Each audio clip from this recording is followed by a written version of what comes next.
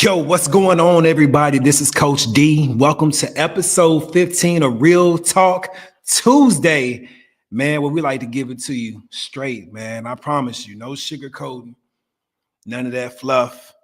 Like I want to tell you like a TI is. And so again, welcome to Real Talk Tuesday. Word of the week is commitment. Man, I went straight there. A lot of us, man, we don't believe in commitment. You know how I know?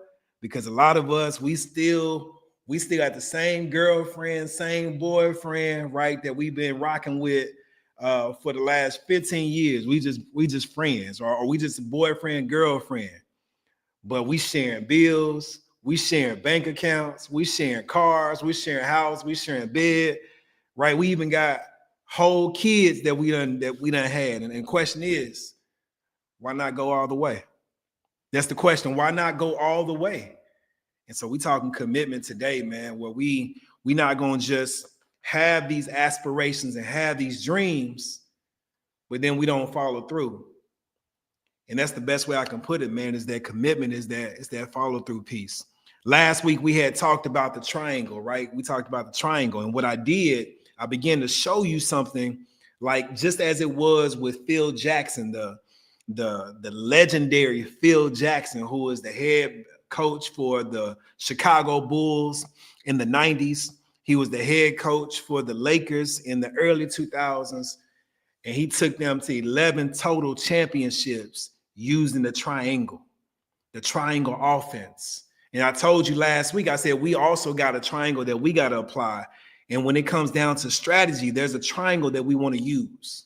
We got our goals, we got our grind, and we got our grit. Most of us, we got the goals. We know what we want to do. We even call ourselves having the grind. We putting in work. But truth be told, there's certain areas where we still not working. We working on the body. We working on the skills. We working on the technical stuff. But we're not working on the mindset, the attitude. We're not working on getting rid of those distractions. We're not working on establishing those disciplines that we really do need in order to hit that goal that we say we want. And you know how I know we're not working on it? Because the minute we hit some adversity, the minute we get a season-ending injury in week 2 of the season, a lot of us, man, we begin to tap out and we shut down. I ain't saying it's everybody because it's not. We know there's a lot of people who, man, let me catch an injury. And it ends my season. Oh, man, that's all the motivation I need because I'm coming back stronger. But what if that's your last season, right? Your last year of eligibility? What if it's that? And you ain't really been getting looks from scouts. You ain't really been getting looks from the professional teams that you've been looking for. Or if you're in high school, listen, you ain't been getting looks from the colleges that you want to go to. You have yet to receive an offer. What do you do then when you get that season-ending injury? And what I found out is a lot of people, man, they said, man, forget it. I guess I'm not going to do it after all. As if that single moment in time has the right to define your destiny. It doesn't, dog. I keep saying that, like, for so many of us, like what I found out, listen to me, young king, what I found out is that a lot of us, we want what it looks like. Like, it looks real good. Man, it looks real good to say, I want to make it to the league and whoop-de-whoop. I'm going to make a whole lot of money and all this. It looks good. But people, although they want what it looks like, they don't want what it feels like. Commitment is going to allow you to embrace the feeling, man. It's going to allow you to embrace those emotional up and down, the roller coasters. That commitment is going to cause you to negate every excuse that you could possibly come up with. I can't do it because my leg is broke. Nah, bro, watch. As soon as I get healed up, I'm telling you, it's on. It's on. I refuse to quit. Commitment. So when we talk about that triangle that I mentioned last week, we got goals, we got the grind, kind of, but we don't have the grit. And part of that grit, that's where commitment comes in. I'll be honest with you. I'm gonna put it like this. Commitment is that bridge between what you dreamt of and what you actually realize. In other words, it's the bridge between your dream and your reality. That's commitment. You want to go from here to here? Commitment is the bridge you got to build. And what I'm trying to tell you today, young king, if you don't have commitment, you ain't serious about what you're talking about. If you don't have commitment, I question whether or not you really do want what you say you want. And it may not have anything to do with sports. It may not be going to the league. It may not be making all that money. If you say, man, I really do want a girl that I can rock with for the rest of my life, then why she's still your girlfriend after 15 years of dating? If that's really the one. If you really do want to mend that relationship with your pops, you like, man, but Pop's tripping, man. Like he ain't trying to hear what I'm saying. And you find yourself making these excuses, but yet you still ain't reached out. It's been 3, 4, 5 years since you last talked to your daddy. Like, listen to me, young king. If you really say that you want this thing and you don't have commitment, I question if you really do want it. I remember telling my wife, I said this last week, man. I told my wife, I said, babe, listen, this in high school. This is my high school sweetheart. Y'all listen. I'm a junior in high school. I'm like, babe, listen, I want a wife and 7 kids. And she looked at me like I had doo-doo on my face. Man, listen to me. She like, man, you crazy, boy. I said, no, like I may be crazy, but I'm serious about what I'm talking about. I want a wife, is what I kept emphasizing. And I want 7 kids. She gave me 5, man, but catch this piece, y'all. Once we got married, I'm about to show you a clip too, man. Once we got married, I remember, man, life was pretty good, man, in the beginning stages. We packed up, we moved out, relocated from Texas to Florida. It's just me and my girl, man, and our baby, our baby girl. That's it, just us 3. We don't know nobody from nobody in that neighborhood. It's just us. That's all we know. And we were determined to make this thing happen. Listen, but 6 years into that marriage, something happened, dog. And I want to share that with you, man. I do. Because I feel once I share this particular part of my story, that hopefully it'll give you a better understanding as to the importance of commitment. All right. So without further ado, I'm gonna jump right into it. Let me go ahead and pull this thing up. Let me pull it up for you, man. Yeah, and while I pull it up, man, let me pause for a moment because I didn't do this last week, and I apologize to my sponsor. But TFNB, man, TFNB Bank. Listen, man, I definitely appreciate you guys for being huge supporters of what we do. And this episode 15, where we're talking about commitments, man, is brought to you by TFNB Bank of Waco, Texas. And just like we're on a mission to be able to bridge that dream and that reality, they're also on that same mission, man, to help the people here locally to be able to bridge that dream, that financial goal with that reality, right? So again, shout out to TFNB, man. Appreciate y'all for real.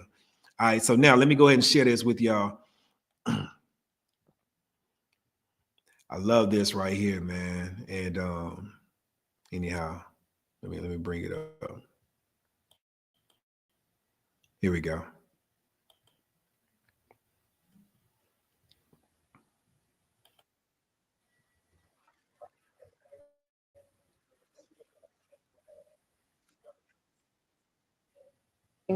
Only to bring the best out of us.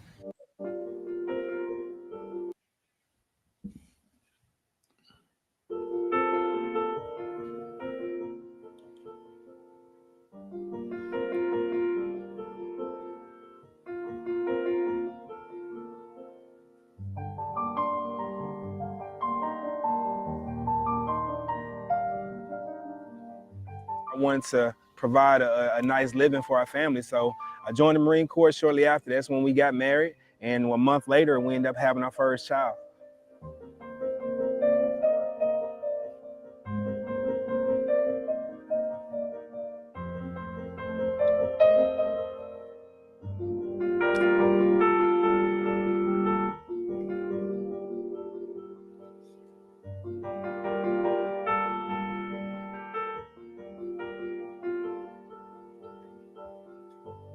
my wife loses control of her motor skills. So her extremities, trying to use those, trying to keep her balance, it progressively gets worse as time goes on.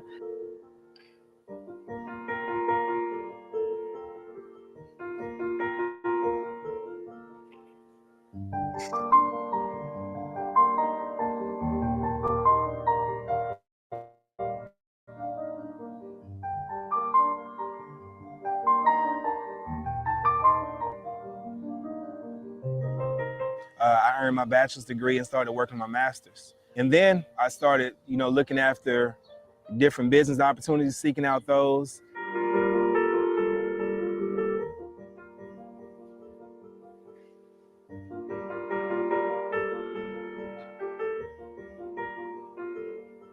In May of 2011 is when we found ourselves being homeless.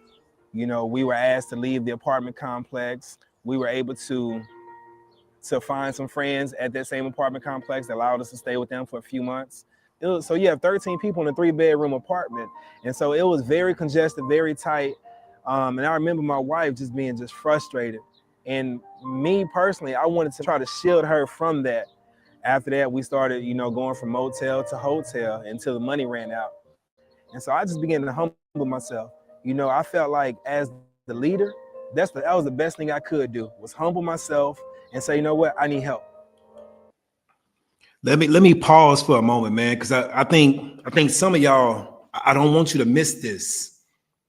I'm sharing with you the journey. I'm sharing with you how we went from being married, that was a dream, right? Remember what I told you? We got the dream, we got reality, and the bridge between the two is commitment. We were in the place where, okay, the dream was coming true. Man, I got the wife, I got 1 kid, I got 2 kids. Get out the Marine Corps. All right, we got 3rd kid on the way, 4th kid, we got 5th kid. And then around that time, though, before we got to the 4th and 5th kid, my wife starts to do something that was unusual. I see my wife start to stumble, and she's pregnant with our 3rd child. 6 years into our marriage, she starts to stumble and she's falling. It's scary. And of course, we go to the doctor, they tell us, hey, man, the same thing that her mama had and her uncles had, your wife has. And in case you don't know what that is, they spelled it out. It's spinocerebellar ataxia. Simply put, your wife has a disorder where the cerebellum, the part of the brain that controls the motor skills, the way we move our arms, our legs, the way you walk, the way you talk, that part that controls all of that is deteriorating, man. And it's progressively getting worse to the point where, listen, she's going to die with this thing. Her mom did it. Her uncles did it. One of her brothers, like, listen, and rest in peace to every last one of them. But hear what I'm saying? Like, the doctor said, it is no cure for this thing. It's hereditary. So not only will you die from this, Mrs. Thomas, but your kids also, there's a good chance they're going to end up with it. I need somebody to listen to me, young king. Some of us, again, we want what it looks like, but we don't want what it feels like. And I'm telling you, if that dream really does mean what you say it means to you, you willing to take it all of it. You willing to experience the good, the bad, the ugly, the horrific. Listen, you are willing to go through it all. And so when we got that news from the doctor say, man, listen, I'm going to tell you straight up. Yes, she has it. Yes, there's no cure for it. And you need to stop having babies. I ain't gonna lie to you, man. I'm like, hold on, baby. I don't know if I want to stop having babies. She's like, I don't know either. And like I said, number 4, number 5 came along. But as number 5 came along, now my wife is using this walker. As you can see in the video, she's using a walker. If you fast forward, she's then in a wheelchair. But in that moment, before we had got to the wheelchair part, we ended up in a situation where I'm trying to bet on myself. I'm like, man, listen, I'm gonna put my family on the map. I'm gonna go into business. And when I go into business, it's going good in the beginning. And then the bottom falls out. And now I'm in a situation where I'm like, man, we falling behind on bills. Like we can't even pay rent. And at that point, I remember just raising my hand. Metaphorically, I'm raising my hand like, hey, we need some help. I started reaching out to these homeless shelters. I'm telling y'all, man, you want what it looks like, but you don't want what it feels like. I started calling homeless shelters, man. Why? Because I knew that the situation I was in, that it was bad. And no matter how much I kept trying, I felt like all I was doing was digging a deeper hole.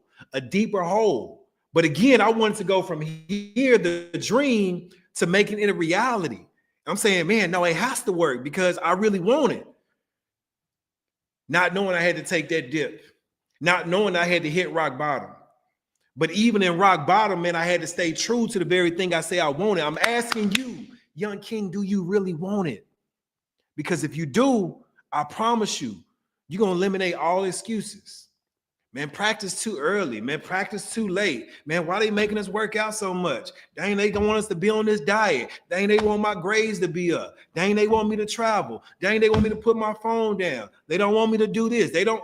And you're going to find yourself every last one of those excuses that you keep seeing pop up. You're like, no, let me eliminate that. I don't care. Whatever they want me to do, I'm going to do it. Why? Because you really do want that thing. And I'm challenging you, young king, for real, not to look at the goals. I don't want you to look at the grind right now. I want you to look at your level of commitment. I want you to ask yourself, am I committed for real, for real? Not when people all in my face and I got cameras, or I got coaches, or I got friends, I got homeboys I'm trying to impress, girls I'm trying to impress, whoever it may be. Not when people all in my face am I saying, yeah, I really want this. But the minute they leave, I'm by myself. I'm like, bruh, bump that. I ain't doing none of that. No, that ain't how we roll. Because the only way commitment works is if I have discipline and if I have integrity. That's the only way it works. If I don't have integrity, then I'm really not committed. If I don't have discipline, then I'm really not serious about being committed. And that's the part I want you to focus on. All right. That's the part I need you to focus on, young king. And so anyway, when I go into the rest of this, I want to show you the rest of this, how it plays out, because some people are looking like, dang, I see you with your wife and I see you with your kids, but like what's your story? Like, what'd you have to go through? I'm gonna show you. Watch this. Again, we talking commitment.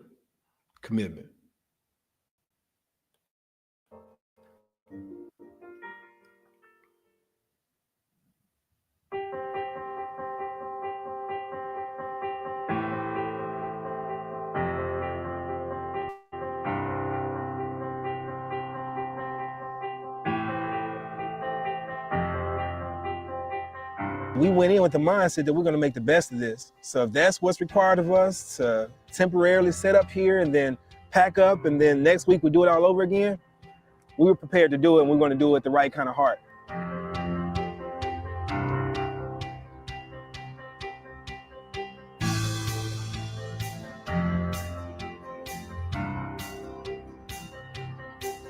We're talking about a family of 7, and so given the fact that Austin, the housing is, as high as it is, me being the only one working, we needed the salary that I was getting to be doubled, if not tripled, to be able to truly take care of my family.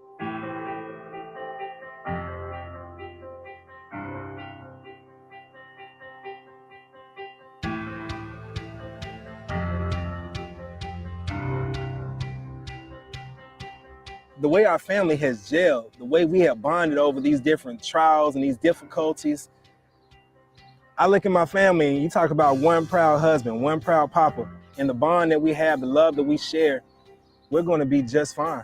My message to Foundation for the Homeless and to its supporters is, first and foremost, thank you. When that help was asked for, they stepped up and they helped, in a major way.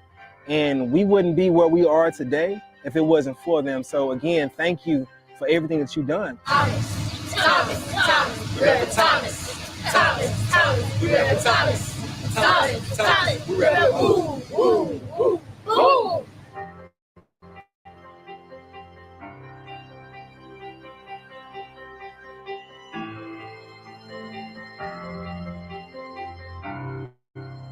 Yeah. So you see in this particular situation, we go into this shelter, and mind you, when I'm calling around for shelters, like homeless shelters, we kept getting, well, we'll take the mother and we'll take the children, but the dad we can't take. The dad has to go to a separate place. I was telling my wife, I said, babe, listen, we can do that. Like I'll sleep out in the van, once they, curfew time hits or whatever, and you can't have visitors. Like I'll sleep out in the van overnight. Y'all stay in the shelter, and then once morning comes and they let people in, I'll come in. I'll help get kids ready for school, and we'll just work it out that way. She's like, no, I want to be separated. I said, all right, you sure? She's like, yeah, I don't want that. And we finally came across these people right here. But this the part right here, man. When you're going after your dreams, when you're like dedicated to whatever it takes to realize those dreams, you're gonna hit some spots, you're gonna hit some tests, some obstacles where it's gonna be like, man, I don't know, bro. It's gonna make you second guess whether or not you really do want this. It's gonna make you think twice at least about, man, do I really want this? Because this a little bit more different than what I had anticipated. This way harder than what I was thinking it was gonna be. And it has you reevaluating some stuff. But commitment says, okay, all right, so maybe it is gonna be bad. Maybe my wife does get the hereditary incurable disorder that her mom and uncles had. And if she does, and this is exactly what I told my father-in-law. I said, if she does have it, with all due respect, Mr. Ferguson, I said, I ain't going nowhere. I said, I love your daughter and I want to marry her. My question to you is, do you really love that thing you say that you want? Do you really care for it so much so that you're willing to give all? And hopefully the answer is yes. But for me, what I realized when I hit those hard spots, some stuff was too big for me to carry on my own, man. And I had to ask for help, young king. And I'm saying the same thing for you. Commitment doesn't say you go solo. It doesn't say that you do it independently. That's not what commitment necessarily means. Commitment says you're going to do whatever it takes to make sure that thing becomes a reality. That's what commitment says. And so my question to you is, what is your level of commitment? Do you really want that thing that you say you want as bad as you say you want it? Are you willing to actually experience what that feels like to realize that dream? So anyway, you see how it played out, man. When it was all said and done, man, we got the help we needed. We got back on our feet. We ended up getting we ended up becoming homeowners, all that beautiful stuff, man. But I want to leave you with this right here, young king. Let's go to the King's Toolbox. Let's go to the King's Toolbox. So for me, there's two things I want you to really focus in on when we think about commitment. How can we get to a place where our commitment is like really solidified? How can we do it? Great question. Number one, I want to give you things that are practical. All right. So number one, you're going to keep your promises small but consistent. That's a way to build up your commitment level. I'm talking for those that like, man, I really struggle with commitment. I'm talking to you right now. If you like, nah, like I've been on this, Coach D, then you don't have to necessarily keep your promises small. Like go big or go home. Like ain't nothing wrong with that. But for those that struggle with commitment, I'm talking to you. Keep your promises small but consistent. And so what I mean by that, man, start telling yourself just on a small level, I'm gonna start doing this every single day. And all you're doing, you're getting your reps in. That's all you're doing. You're getting your reps in when it comes to commitment and following through on the very thing you say you're gonna do. So every single day, I'm hygiening, man. In the morning when I get up, brushing, flossing, showering, whatever you do for hygiene. At night before I lay it down, I'm going through that routine again every single day. Or every single day when I wake up in the morning, man, I'm making my bed. Just real simple. Every single morning when I get up, I'm writing out my goals. Every single day when I get up, I make sure I drop to my knees, man. I begin to thank God for that day. I don't know what that level, I don't know what type of small promise you want to start with, but I'm just giving you examples. For me, one of the things I kept doing when we were going through those hardships, man, I kept replaying some of the things I heard God tell me. And one thing that God had told me, he said that I am your provider. Like, I'm going to take care of you. Another thing I remember him saying is that I'm going to give you a home. I'm going to give you a house. I remember hearing stuff like that, you know, when we were going through our bouts of homelessness.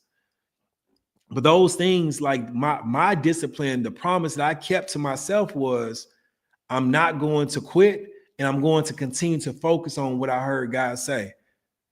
I don't know what yours is, man, but I'm challenging you to find it. But for those that struggle with commitments, I just want you to focus on staying true, like keeping those promises small but consistent. The second thing I want you to think about is build out systems, like build systems, not excuses. Build systems and not excuses. Too many times, like I say, we come up against these difficult obstacles and we start to, any excuse would do, honestly.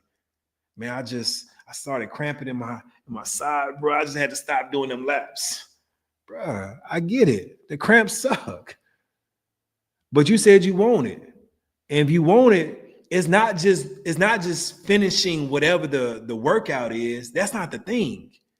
These are habits that you're forming.